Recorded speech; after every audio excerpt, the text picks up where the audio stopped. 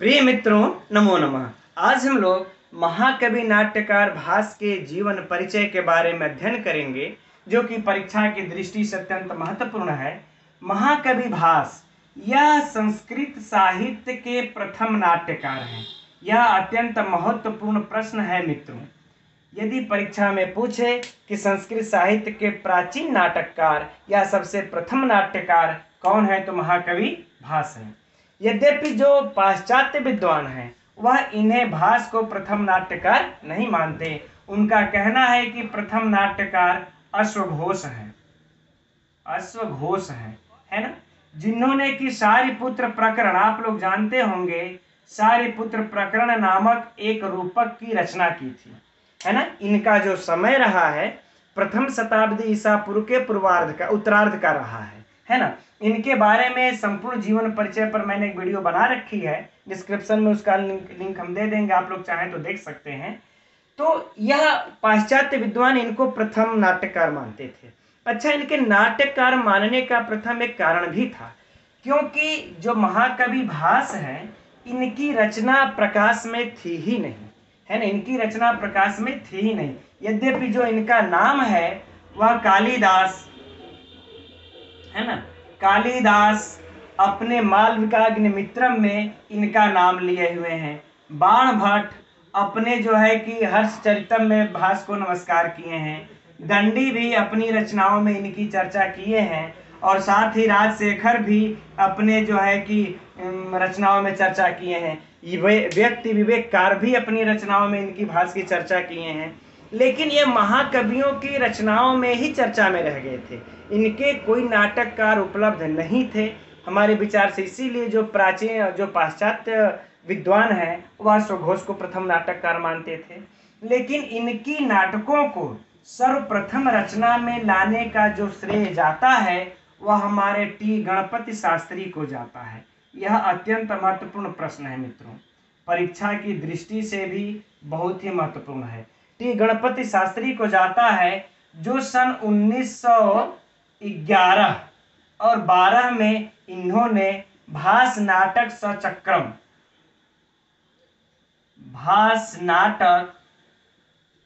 सचक्रम नामक एक पुस्तक में इन्होंने पूरे महाकवि भास के 13 नाटक के बारे में लिख करके प्रकाशित किया।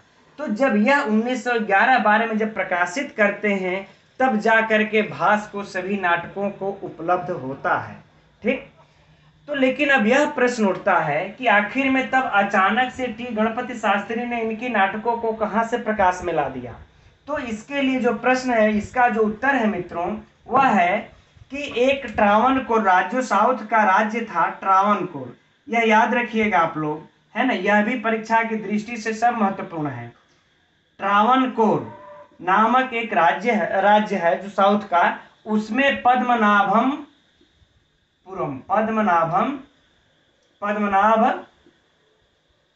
नामक एक स्थान है, जहां पर कि मणलिक्कर नामक मठ था। यह तीनों नाम याद रखिएगा। मणलिक्कर नामक मठ है।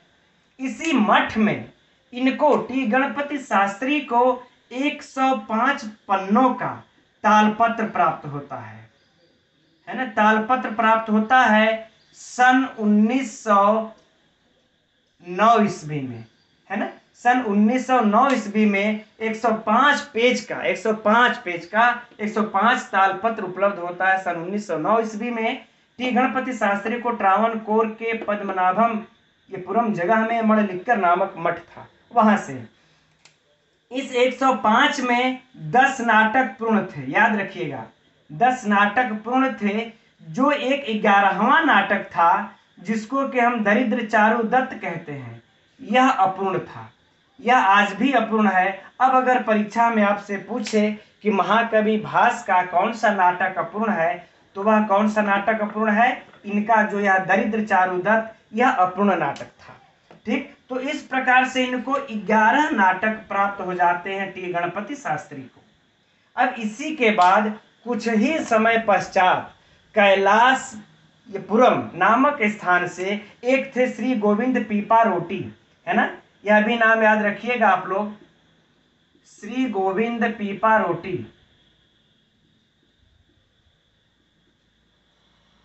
यह नाम श्री गोविंद पीपा रोटी नाम से कैलाशपुरम के थे।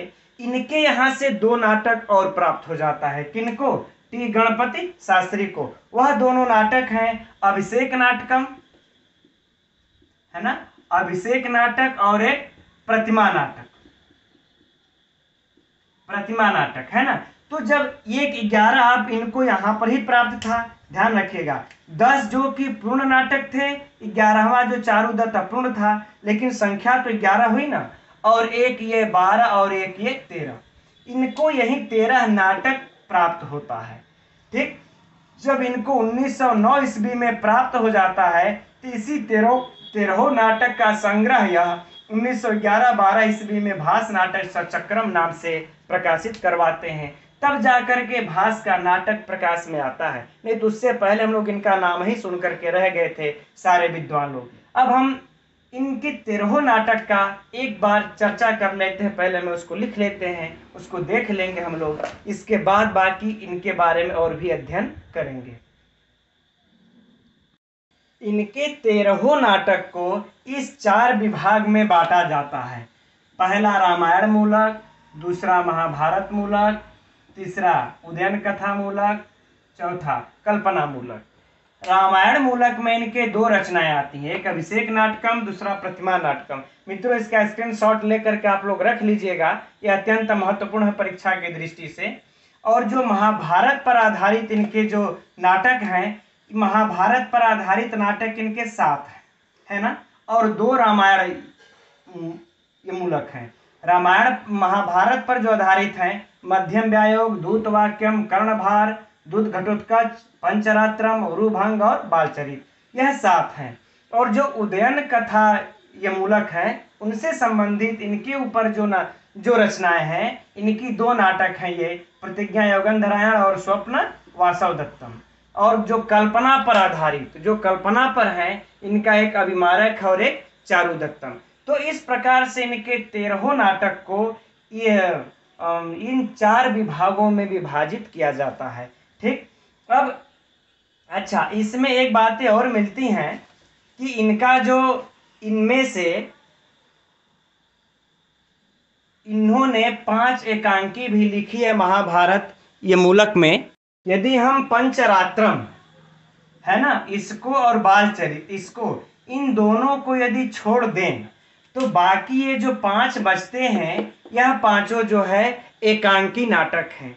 याद रहे, यह भी अगर परीक्षा में पूछ दे कि महाकवि भास ने कितने महाभारत पर या कितने एकांकी नाटकों की रचना की है, तो 5 एकांकी नाटकों की रचना की है ना। इन्हीं 2 को छोड़कर बाकी सारे 5 एकांकी नाटक हैं, तो हमें यह भी याद रखना है। ठीक, अब हम लोग लेकिन इसमें एक कुछ विद्वान संशय भी उठाते हैं, थोड़ी सी उस पर भी चर्चा कर लेते हैं, जो परीक्षा में इससे एक संबंध प्रश्न पूछा भी है कि यह जो 13 नाटक हैं, क्या यह महाकवि भास के ही हैं या दूसरे के हैं। इस पर कुछ विद्वान दूसरे को भी मानते हैं, लेकिन जो टी गणपति शास्त्री हैं और भी विद्वान मिल के 20 बिंदु निकालते हैं, जो यह साबित करते हैं कि यह पूरे 13 नाटक महाकवि भास के हैं। उसमें से कुछ बिंदुओं की चर्चा हम लोग एक यहाँ पर कर लेते हैं संक्षिप्त रूप में। ठीक है, एक बार इसमें से देखिए, पहला है कि सभी नाटकों में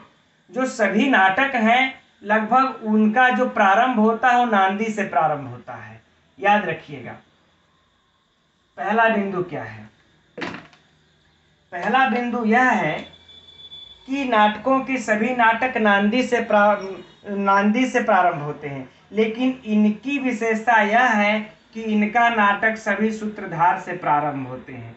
जितने 13 नाटक आप लोग देखें, सूत्रधार से प्रारंभ होते हैं। अन्य नाटकों में क्या होता है कि पहले नांदी पाठ होता है, तत्पश्चात सूत्रधार आता है ना। लेकिन इनके नाटक में क्या है, यह समानता है 13 नाटक में, इसलिए सिद्ध करती है कि ये 13 नाटक किसी एक ही रचनाकार के हैं, अर्थात भास के हैं, कि सूत्रधार से ही प्रारंभ अब कर देते हैं ये। और दूसरी बात ये है, ठीक है, यह भी परीक्षा का प्रश्न है मित्रों, यदि पूछ दे महाकवि भास या फिर इस तरह से पूछ दे, सूत्रधार से प्रारंभ किस कवि के नाटकों की होती है, तो महाकवि भास के नाटकों की होती है। और दूसरा है कि इनमें प्ररोचना का अभाव है।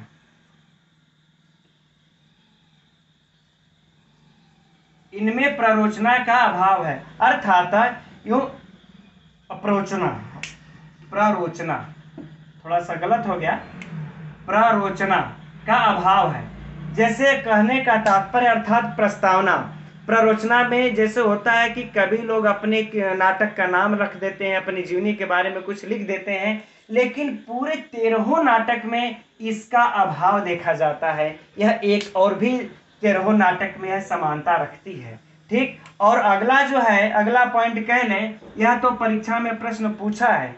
इन्होंने जो भूमिका होती है, भूमिका है ना, इस भूमिका के लिए इन्होंने जो है कि स्थापना शब्द का प्रयोग किया है।